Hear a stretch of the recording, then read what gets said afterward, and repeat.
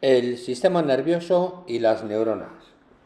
El sistema nervioso es el encargado de percibir, interpretar y emitir respuestas frente a los estímulos externos e internos. El sistema nervioso transmite y procesa toda la información que nos llega desde los órganos de los sentidos. Una vez procesada, puede responder a los estímulos provocando la contracción de los músculos o la secreción de ciertas sustancias por una o varias glándulas. El sistema nervioso está formado por unas células muy especializadas, las neuronas, capaces de transmitir impulsos nerviosos. Están compuestas de 3 partes o regiones: el cuerpo neuronal, las dendritas y el axón, que está recubierto de una vaina de mielina. Los impulsos nerviosos entran en la neurona a través de las dendritas, recorren el cuerpo neuronal y salen a través del axón. La conexión entre dos neuronas se hace sin que lleguen a tocarse mediante los botones sinápticos. Estas estructuras permiten el paso del impulso nervioso de una neurona a otra, mediante la secreción de unas sustancias químicas, los neurotransmisores. Las neuronas pueden ser sensitivas si transmiten impulsos nerviosos desde los receptores, los órganos de los sentidos, hasta los centros nerviosos, y motoras si la transmisión es de los centros nerviosos hasta los efectores, los músculos o las glándulas.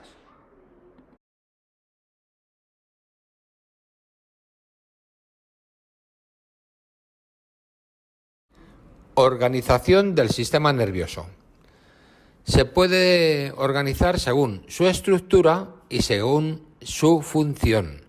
Según la estructura, es decir, la forma, lo que se toca. Según su estructura se pueden distinguir 2 partes: el sistema nervioso central y el sistema nervioso periférico. El central está formado por el encéfalo y la médula espinal. Recibe información del exterior y del interior del cuerpo. Integra esa información y elabora la respuesta que hay que dar. El sistema nervioso periférico está formado por los nervios motores y sensitivos, que conectan el sistema nervioso central con las diferentes partes del cuerpo. Eso según la estructura. Según la función, se clasifica en sistema nervioso somático y sistema nervioso vegetativo o autónomo. El sistema nervioso somático tiene como función regular el funcionamiento de los músculos, tanto en el caso de los actos voluntarios como los actos reflejos. El sistema nervioso vegetativo o autónomo controla las funciones involuntarias del cuerpo, como el latido, la respiración y la digestión.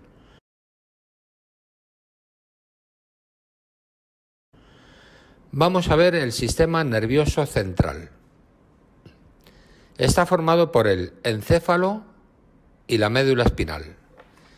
El encéfalo se encuentra protegido por los huesos del cráneo, mientras que la médula discurre por el interior de la columna vertebral.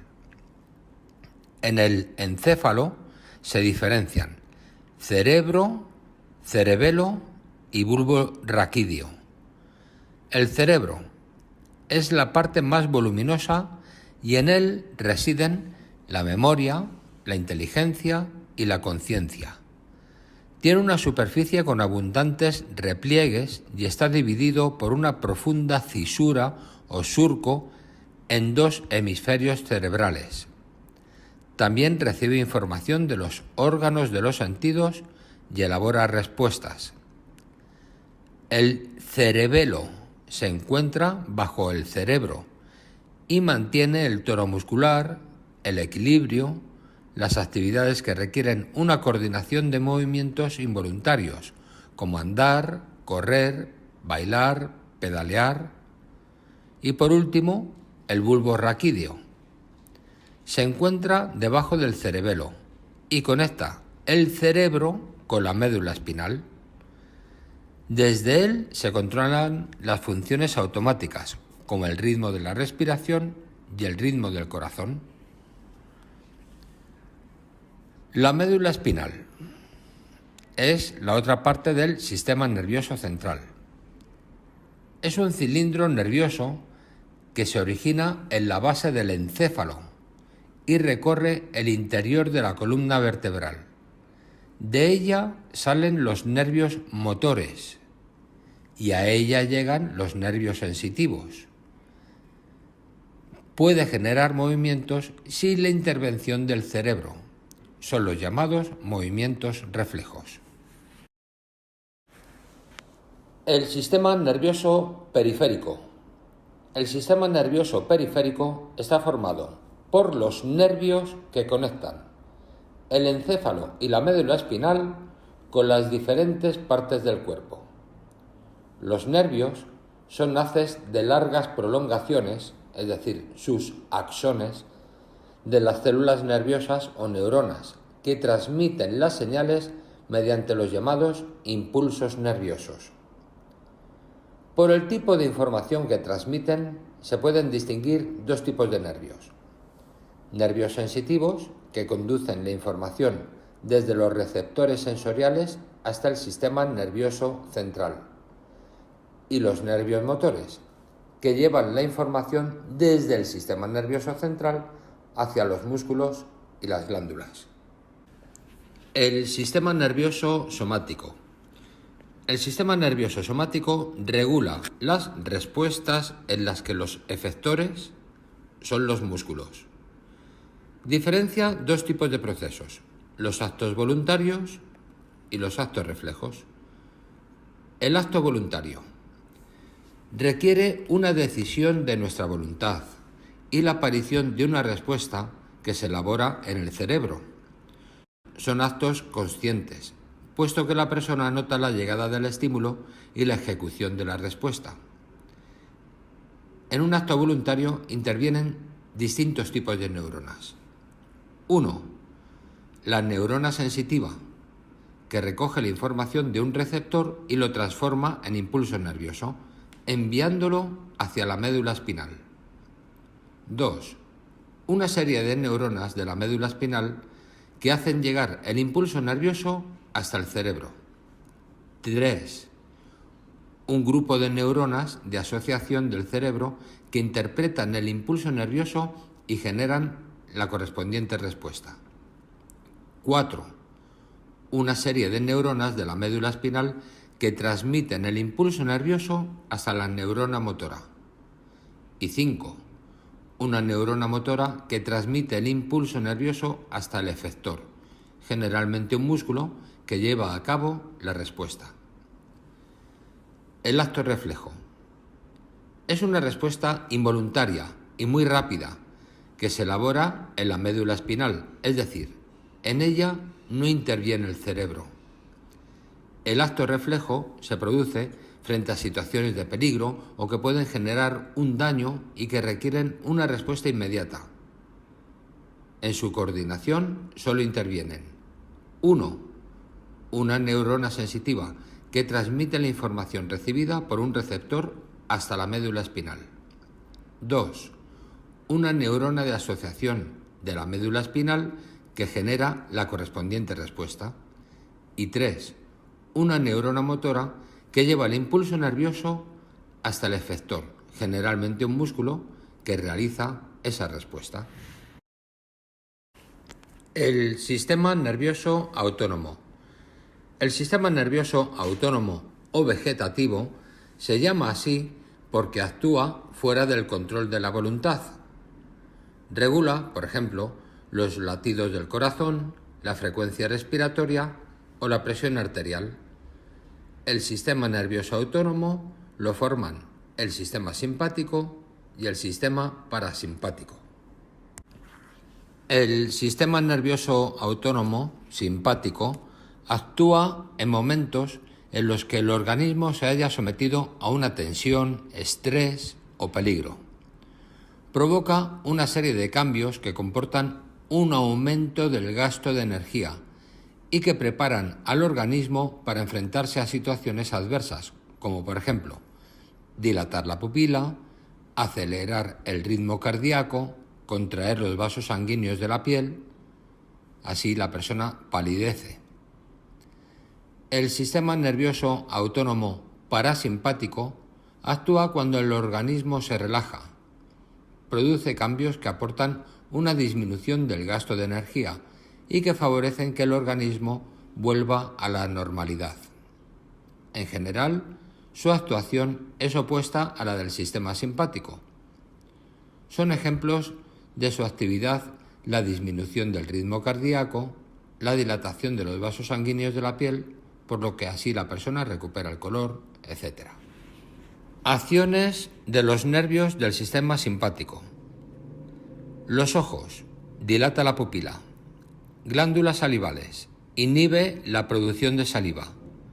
Bronquios, dilata los bronquios. Corazón, acelera el latido.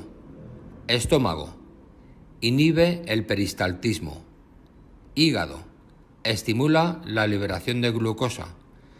Glándula suprarrenal, estimula la secreción. Intestino, inhibe el peristaltismo. Y vejiga, relaja la vejiga. Los nervios del sistema parasimpático: en el ojo contraen la pupila, en la glándula salival estimula la producción de saliva, en los bronquios contrae los bronquios, en el corazón decelera el latido, en el estómago estimula el peristaltismo, en el intestino estimula el peristaltismo y en la vejiga contrae la vejiga. Trastornos del sistema nervioso. El sistema nervioso puede funcionar deficientemente debido a accidentes o enfermedades. Accidentes. Algunos de ellos pueden provocar lesiones irreversibles en el encéfalo y la médula, como la tetraplegia y la paraplegia. Enfermedades. Se originan por diversas causas. Las vemos en el siguiente cuadro. Pueden ser infecciosas, producidas por virus y bacterias que logran atravesar la barrera inmunitaria que protege el sistema nervioso y ocasiona enfermedades graves. Es el caso de la meningitis, que es una inflamación de las meninges o las membranas que protegen el sistema nervioso central. Pueden ser degenerativas. Una enfermedad degenerativa de las células cerebrales que produce un neurotransmisor, la dopamina, como la enfermedad del Parkinson. Provoca temblores en diversas partes del cuerpo, rigidez muscular y dificultad para andar. Su tratamiento se basa en la administración de altas dosis de L-Dopa, que es un fármaco que hace que remitan los síntomas de esta afección. Otra enfermedad degenerativa, el Alzheimer, se origina por una degeneración de algunos sectores del cerebro, como la corteza cerebral. Los síntomas del Alzheimer son pérdida de peso, de memoria. Los enfermos llegan a olvidar actividades como comer, vestirse e incluso no reconocen a sus familiares más próximos. Se suele desarrollar a partir de los 65 años. Otras afecciones del sistema nervioso son afecciones autoinmunes, como la esclerosis múltiple, que es una alteración del sistema inmunitario que provoca que los linfocitos ataquen la vaina de mielina de los axones de las neuronas. Tiene los síntomas de dolor y falta de fuerza en las piernas y los brazos y problemas en la visión y alteraciones del equilibrio. Puede haber lesiones en el aparato circulatorio que producen obstrucciones o roturas en los vasos sanguíneos del cerebro. Eso es una embolia. Ocurre cuando un coágulo sanguíneo o grasa bloquea la irrigación del cerebro, originando un infarto cerebral. Sus efectos dependen de la parte del cerebro que esté afectada. Y por último, los trastornos psíquicos, que son muchos y son de origen desconocido, aunque se cree que la mayoría están relacionados con una disminución de la cantidad o la eficacia de los neurotransmisores que segregan las neuronas. Suelen aparecer también como consecuencia del consumo de drogas. Es el caso de la depresión, que es una situación de tristeza extrema, prolongada, acompañada de ansiedad, sensación de impotencia, culpabilidad y deseo de aislamiento social. Es la enfermedad mental más frecuente y afecta al 10% de la población adulta. Se trata con antidepresivos o con sesiones de psicoterapia.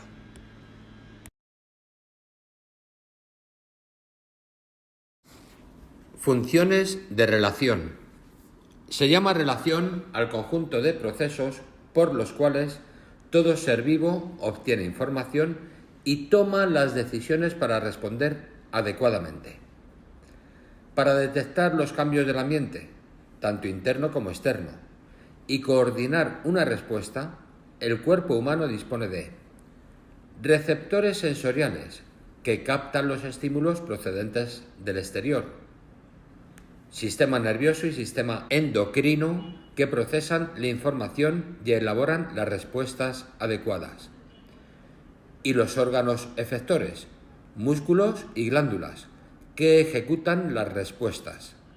El aparato locomotor, constituido por el sistema muscular y el sistema esquelético, efectúa las respuestas de movimiento o desplazamiento. Los órganos de los sentidos. Receptores sensoriales. Los receptores sensoriales están formados por neuronas especializadas en captar estímulos y generar impulsos nerviosos que transmiten a través de los nervios. Pueden estar repartidos por todo el cuerpo, como los corpúsculos sensoriales de nuestra piel, o agruparse formando los órganos de los sentidos, como los ojos o el oído. Los receptores sensoriales pueden clasificarse en dos grandes grupos.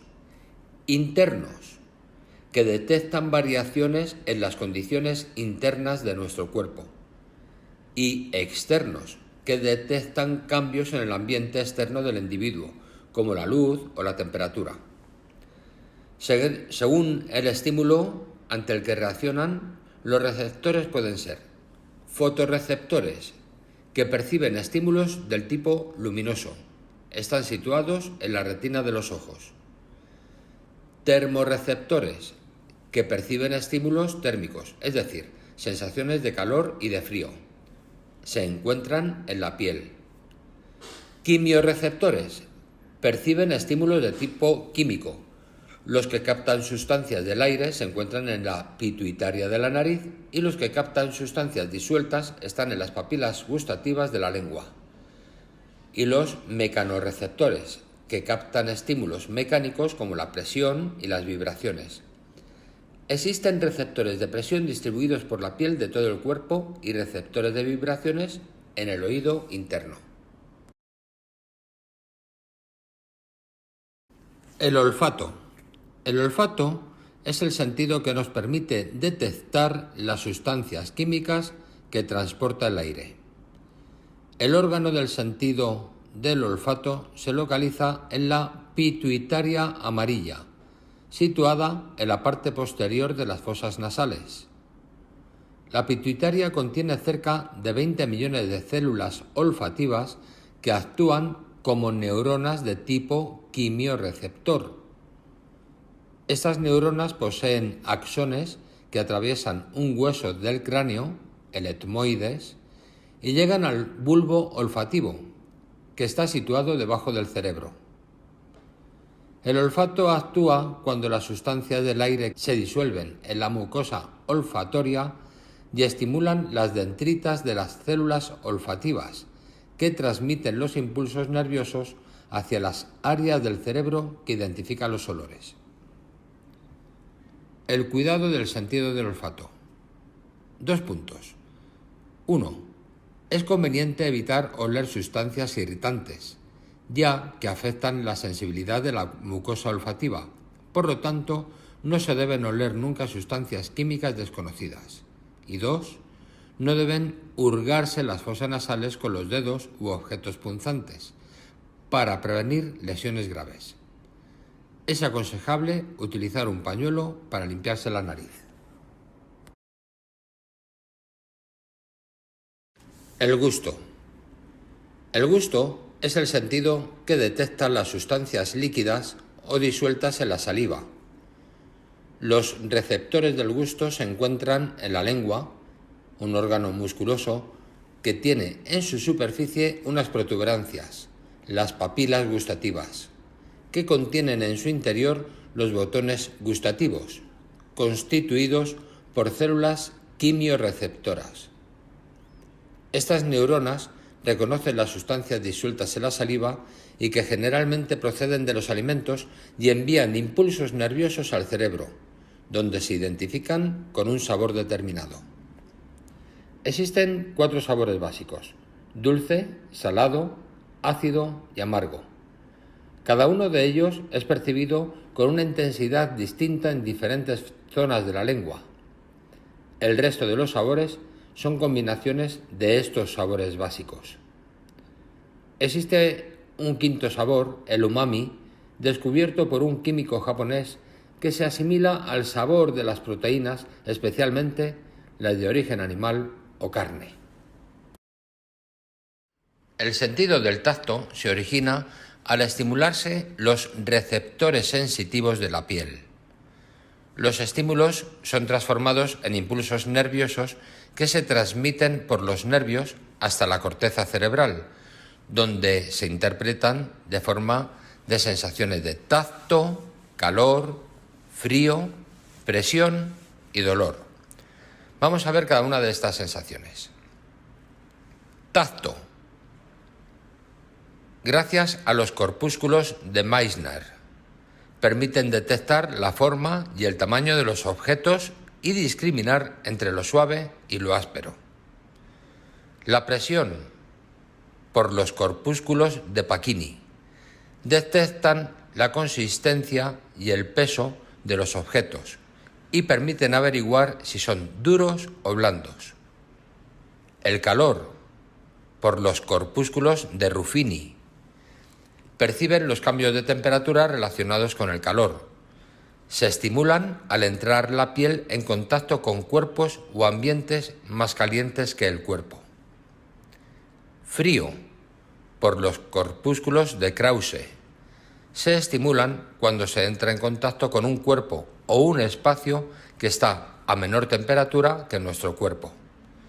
Y el dolor, por las terminaciones libres, y su estímulo se interpreta como una sensación dolorosa. El oído y el equilibrio.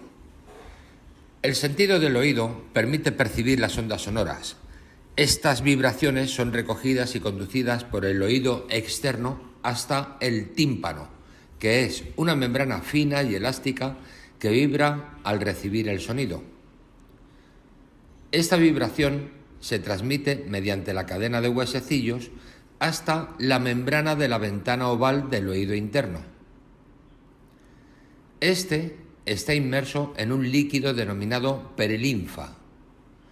En él se distinguen los 3 canales semicirculares: el utrículo, el sáculo y el caracolo cóclea. En el interior de estas estructuras hay un líquido denominado endolinfa. Al llegar la vibración a la ventana oval, la perilinfa se mueve alrededor del caracol y provoca el movimiento de la endolinfa en su interior. Esto activa unas células sensitivas internas de tipo mecanorreceptor que envían el impulso nervioso por el nervio auditivo hasta el cerebro. El oído interno también es responsable del sentido del equilibrio estático, es decir, en reposo, que reside en el utrículo y en el sáculo. En estas cavidades hay unas concreciones calcáreas que, por gravedad, presionan unas células sensitivas. Así, informan al cerebro sobre la posición corporal. Asimismo, es el responsable del sentido del equilibrio dinámico, es decir, en movimiento, que reside en 3 canales semicirculares, dispuestos en las 3 dimensiones del espacio. Cuando la persona se mueve, la endolinfa que contiene también se mueve y estimula unos receptores sensitivos que envían la información al cerebro.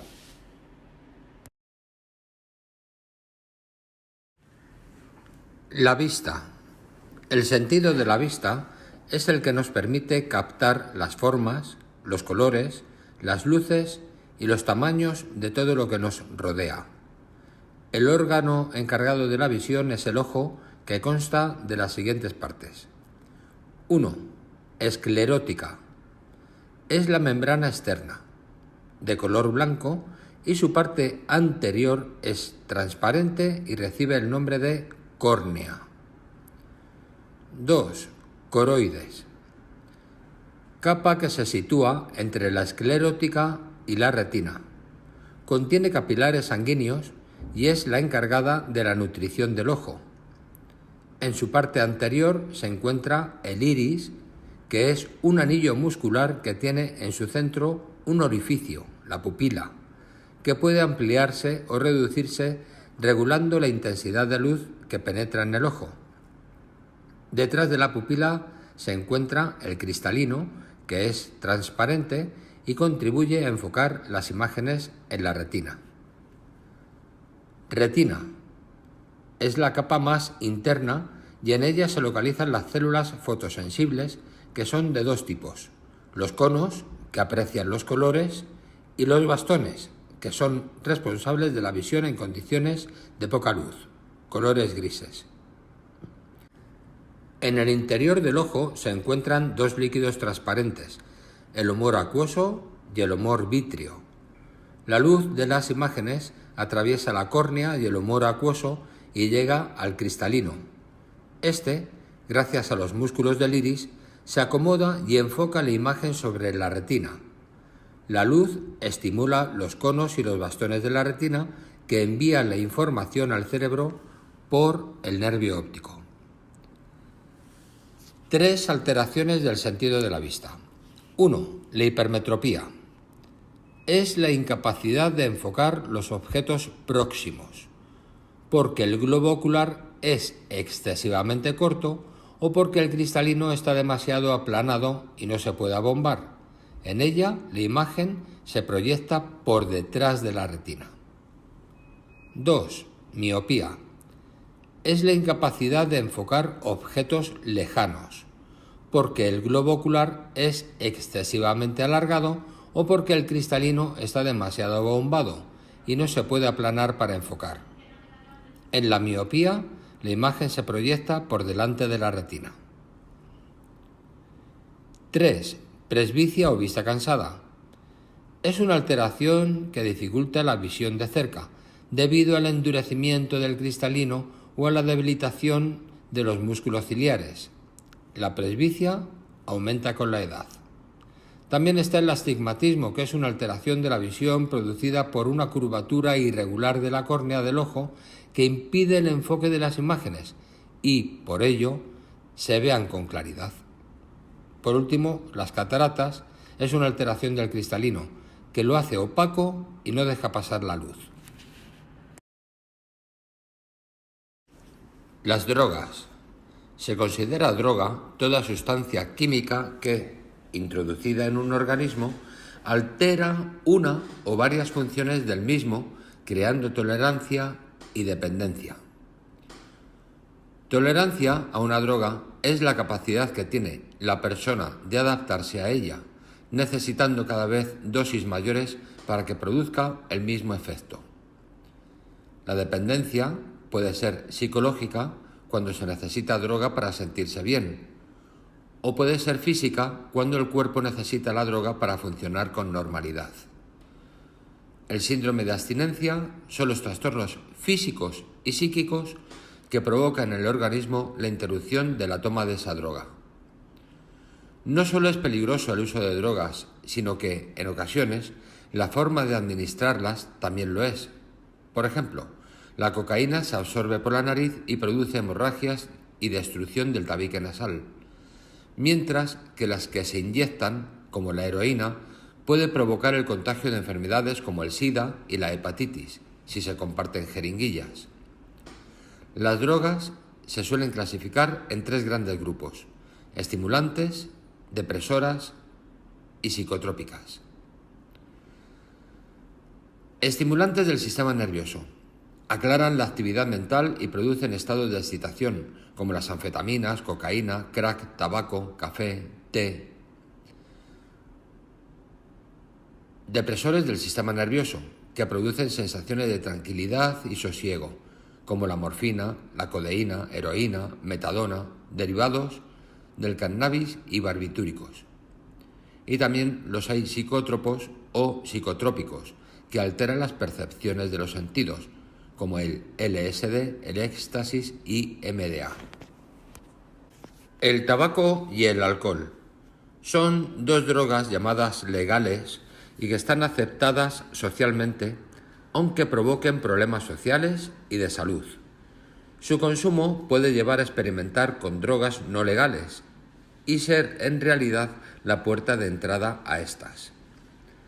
El tabaco contiene nicotina, que es una sustancia que produce una adicción similar a la de la heroína o la cocaína.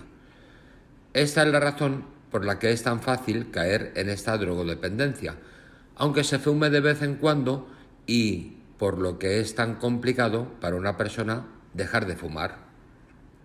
El tabaco influye en la capacidad pulmonar, porque el alquitrán que contiene obstruye los alveolos pulmonares. Por eso las personas fumadoras tienen menos resistencia física. Se sabe, además, que el tabaco contiene sustancias capaces de provocar cáncer de pulmón y otras que irritan las mucosas. Como todas las drogas, el tabaco tiene un síndrome de abstinencia que se caracteriza por tensión, dificultad de concentrarse, irritabilidad, dolor de cabeza y sobre todo un deseo vehemente de fumar. El alcohol. Su consumo se caracteriza por una sensación inicial de alegría y de desinhibición que acaba con un estado final de mareos, visión borrosa, dificultad de concentración y fatiga muscular. El consumo excesivo de alcohol puede provocar un coma etílico y la muerte.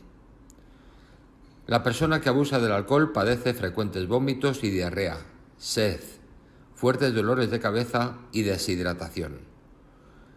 La retirada del alcohol en una persona alcohólica suele desencadenar un síndrome de abstinencia que se caracteriza por una gran ansiedad e irritabilidad, vómitos y calambres musculares. En los casos más graves se produce confusión mental, alucinaciones y fuertes temblores, que requieren la atención de un médico. El sistema endocrino. El sistema hormonal o endocrino está formado por el conjunto de glándulas que producen unas sustancias denominadas hormonas que vierten a la sangre. Hormonas y glándulas. Las hormonas son sustancias químicas producidas por las glándulas endocrinas que la sangre distribuye por todo el cuerpo y que actúan solo sobre aquellos órganos cuyas células tienen receptores específicos para ellas, los llamados órganos diana. El sistema hormonal regula el metabolismo celular, la maduración sexual, el crecimiento, el equilibrio de la composición de la sangre, etc. Las hormonas producen respuestas más lentas, pero de efectos más duraderos que las inducidas por el sistema nervioso. El sistema endocrino está regulado por el hipotálamo y las glándulas hipófisis, que se sitúan en la base del encéfalo. El hipotálamo tiene dos funciones, una nerviosa, relacionada con el sueño y las sensaciones de sed y hambre, y otra endocrina, consistente en segregar los factores liberadores que regulan la actividad de la hipófisis. La hipófisis es una pequeña glándula endocrina situada bajo el hipotálamo. La hipófisis está situada en la base del cerebro. Controla la actividad de otras glándulas endocrinas o tejidos del cuerpo mediante la secreción de hormonas hipofisarias o trópicas. La hipófisis se compone de una parte anterior o adenohipófisis y de una parte posterior o neurohipófisis. La adenohipófisis segrega hormonas que estimulan las glándulas suprarrenales para que segreguen hormonas, estimula la tiroides para que también produzca hormonas, estimula el crecimiento de los huesos y la división de las células, controla la producción de óvulos y espermatozoides y la secreción de hormonas sexuales y estimula el crecimiento de las mamas y la producción de leche.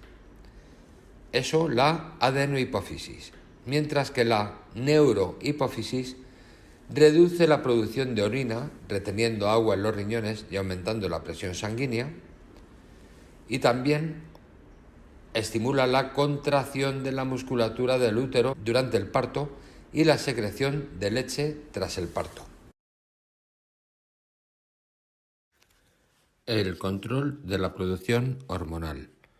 El organismo es capaz de mantener constante la concentración de la mayoría de las hormonas mediante un complejo sistema de control en el que tiene un importante papel la glándula hipófisis. Cuando se produce una disminución de la concentración en sangre de una determinada hormona, la glándula hipófisis lo detecta y se activa. Entonces produce la hormona trófica o hipofisaria correspondiente y la vierte a la sangre. Esta, al llegar a la glándula endocrina blanco o glándula diana, que es la única que la puede detectar, la estimula para que produzca y segregue a la sangre la hormona deficitaria. Cuando se recupere la concentración sanguínea normal de dicha hormona, la hipófisis lo detecta, se inhibe y deja de segregar la hormona trófica o hipofisaria.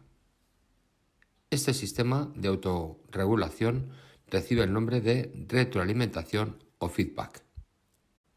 El sistema endocrino tiene dos glándulas cuya producción hormonal no está regulada por las hormonas hipofisarias. Estas son el paratiroides y el páncreas. El paratiroides es una glándula adosada al tiroides que produce la hormona paratiroidea, la cual regula el metabolismo del calcio que necesitan los huesos para su formación. Esta glándula regula su secreción hormonal según la concentración de calcio que haya en la sangre. El páncreas, además de ser una glándula exocrina, ya que produce el jugo pancreático que vierte al tubo digestivo, también es una glándula endocrina, pues produce la hormona llamada insulina, la cual regula la concentración de glucosa en sangre, y la secreción de insulina está en función de la concentración de glucosa en sangre. Cuando hay una elevada concentración de glucosa en sangre, estimula que el páncreas produzca insulina. Se segrega la insulina, circula por la sangre y cuando llega al hígado provoca que entre en las células del hígado y forman glucógeno. ¿Cómo? Uniendo las moléculas de glucosa. Cuando la concentración de glucosa en sangre es baja, estimula al páncreas para que produzca glucagón.